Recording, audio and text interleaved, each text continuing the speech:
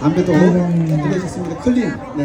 Yes. 그래서 찐청사만 먹어야 됩니다. Kaya po kailangan nating uminom ng Korean red ginseng. 자, 앞으로 여러분들 많이 이용해 주시고 먹는 방법 설명해 드리겠습니다. So ngayon, Korean red ginseng. 자, 하루에 한 번, 두 번 먹습니다. Yan, sa isang araw po, isang beses or dalawang beses na kutsarita.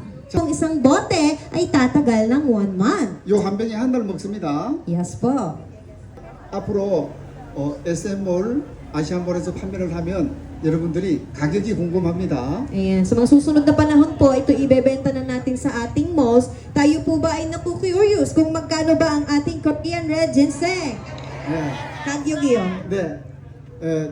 이 찐청삼은 좀 많이 비쌉니다. Ayan, ang totoong Korean red ginseng po ay mayroong kamahalan. Ja. Po ng Korean red ginseng ay nagkakahalaga ng 10,000 pesos. 네. 필리핀.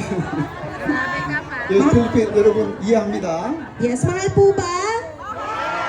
Pisayo. 그런데 여러분 아프면 병원 가죠? Sa sakit ng cancer, mas malaki po ang magagastos natin at aabutin pa ng dahil sasabihin po namin sa inyo kung paano po tayo makakamurang bumili ng totoong Korean red ginseng.